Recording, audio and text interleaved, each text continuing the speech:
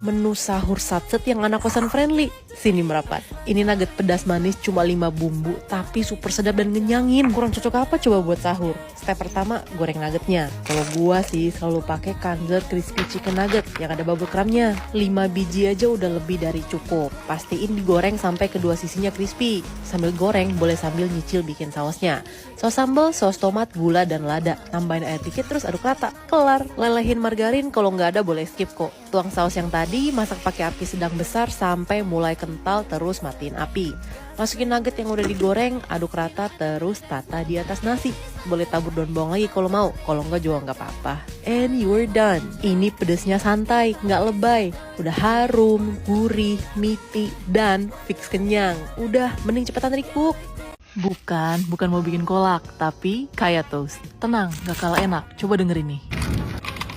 Gila. Luarnya garing, dalamnya manis gurih wangi. Boleh juga nih buat takjil anti mainstream. Bahannya semua super gampang, ada di pasar kecuali telur. Pakai yang omega biar anti amis. Ambil kuningnya aja, set aside. Pandan, gula garam sama santan, kita panasin sampai mulai berasap dan gulanya larut, terus matiin. Tuang beberapa sendok makan ke kuning telur, aduk rata, terus ulangin lagi. Kuning telur udah ketemper, balik lagi ke pan, api paling kecil, aduk terus sampai dia tuh mengental, sekitar 10 menitan. Kalau apinya kegedean nanti jadi telur dadar. Angkat terus aduk lagi sebentar supaya dia tuh nggak terlalu panas. Roti tawarnya kita oven atau air fryer sampai crispy, tapi kalau nggak ada boleh banget pakai teflon. Bagian dalamnya oles kayak jam yang banyak, jangan pelit. Terus opsional boleh juga pakai unsalted butter sepotong. Kalau di Singapura biasanya minumnya pakai kopi panas, di sini gue campur susu evaporasi dikit sama soft boiled egg pakai kecap asin sama pepper buat cocolan roti, tapi nggak wajib kok. And you're done. Bukan akun kaya toast tapi Alex kaya toast. Jangan main-main loh, ini damage-nya sih gede banget.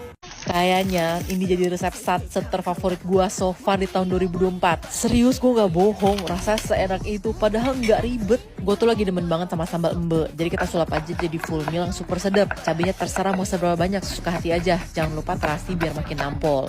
Buat lauk gue pakai sosis Kanzer single keju 2 kali biar ada twist keju creamy gurih gitu, karena kejunya 2 kali lebih banyak. Plus bisa langsung dimakan juga, jadi praktis gak usah ribet, tinggal kita slice agak miring. Tuh, kejunya ada di setiap potongan. Tumis bawang di minyak sampai mulai kering, masuk cabai sama terasi, tumis lagi sampai mulai kering juga.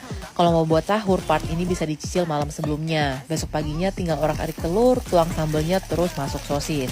Oseng bentar baru masukin nasi. Pan gue kecilan jadi sekalian tuker aja bun. Tinggal bumbuin bebas pakai apa aja, kalau mau pakai kaldu doang pun silahkan. Jeruk nipisnya wajib, aduk rata, and you're done. Udah wangi, gurih, berkeju lagi. Cocok buat saus keluarga karena 10 menit jadi, porsinya pas buat berempat dan ganti gagal. Nyesel sih kalau nggak cobain. Ayo kita bikin telur sarden. Cuma 5 bahan, bikinnya 5 menit, tapi nikmatnya tuh di luar nalar. Enak banget. Ini tuh kayak telur barendo, tapi pakai sarden. Yang perlu dipotong cuma bawang merah, sisanya tinggal cemplung. Buat sardennya wajib pakai sarden ABC bumbu serundeng. Kenapa? Soalnya rasanya udah gurih, crispy, dan cocok banget. Jadi nggak usah rempong mikirin ngasih 1000 macam bumbu lagi. Kita saring dulu dan buang airnya, taruh di mangkok dan hancurin sardennya pakai garpu. Cemplung bawang merah yang tadi, sisirin dikit pakai garam lada biar simple, pecahin telurnya terus tinggal aduk rata deh. Tips biar crispy dan keribo, pakai api gede dan pastiin minyaknya udah bener-bener panas dulu, baru tuang telurnya. Kecilin api ke sedang, masak sekitar 3 menit, habis itu dibalik. Tinggal masak sisi yang satu lagi sampai kering, and you're done. Gue gak habis pikir gimana caranya resep yang sesimpel dan secepat ini rasanya bisa enak banget. Gue tau bakal enak, cuman gue gak nyangka seenak ini. Bisa buat 2-3 porsi lagi. Kalau kalian gak recook sih, nyesel loh. Anak kos, ayo merapat. Resep satset gak pakai ribet, cuma perlu rice cooker, enak pakai banget. Cuma modal motong sayur doang, lauknya pun bisa disesuaikan sama isi kantong. Untuk sayurannya boleh dikurangin atau ganti sesuai selera. Mau pakai wortel doang silahkan, yang wajib tuh cuma daun bawang dan tomat. Murcek kan? Bahan saus tinggal cemplung semua ke mangkok terus aduk rata. Buat beras wajib pakai beras Fortune. Udah pulen, wangi, ukurannya juga pas buat anak kos. Kita cuci dulu terus taruh tomat di tengah, baru tata semua sayur yang udah kita potong tadi di pinggir. Jangan lupa siram juga saus racikan kita. Buat daging gue pakai sapi, tapi bisa banget diganti ayam, sosis, atau langsung skip. Sayuran doang juga enak kok, tinggal tambah telur dadar. Tinggal masak kayak biasa. Pas sudah jadi, tomat super juicy, aduk sampai rata. Nasinya jadi lembut tapi gurih banget. Bumbunya super meresap. Tinggal tambah telur rebus atau dadar, kelar ini. Udah gampang, anti gagal, cepet, super bergizi pula. Pokoknya anak kos wajib save dan recook. Ini enak banget serius. Ayo kita bikin nasi goreng kimchi. Gue yakin kalian pasti ngiler tiap kali ini muncul di K-drama. Cara bikinnya segampang nasgor Indo kok. Buat dagingnya bebas, gue pakai sosis aja. Jangan lupa kimchinya dipotong kecil. Buat masak, gue bakal pakai stainless steel pan dari Cristal. Super cantik, awet banget dan serba bisa. Contohnya, buat yang belum tahu, stainless steel itu bisa jadi anti lengket juga. Caranya kita tes pakai air. Set apinya jangan terlalu gede terus tunggu bentar. Kalau pas dituang airnya bentuk bulat gede kayak gini dan menggelinding, artinya panasnya udah pas. Tinggal lap dan tuang minyak secukupnya. Gue sendiri juga masih latihan kok. Tapi makin lama jadi kebiasaan dan lebih dapat feel-nya. Kalau udah kayak gitu, pakai pannya jadi enak. Tuh, daun bawang sama sosisnya nggak lengket sama sekali. Tumis kimchi juga sebentar terus bumbuin. Kalau berkerak gak perlu panik, tinggal kita diglaze dengan cara tambahin air dikit terus aduk-aduk. Ini yang bikin nasgornya makin enak. Tuang nasi gue juga biar makin pedas, sesuaiin lagi bumbunya kalau perlu. Ini bakal gue sajin langsung di pan biar masih panas-panas berasa makin nampol dan gak cepet dingin. Udah tinggal pasang K-drama, lengkap deh. Buruan recook. Kichi-kichi omurice? Bukan, ini Chiki Omurice by Alex. Tahu kan om Jepang topi merah yang ngebelah telur di atas nasi? Nah, ya itu. Selain telurnya, bikinnya super gampang kok sebenarnya. Toppingnya simple aja, wortel, bombay sama paha ayam. Buat saus demi glaze-nya tinggal tuang semua bahan ke pan, aduk rata sampai larut dan didihin. Gampang kan?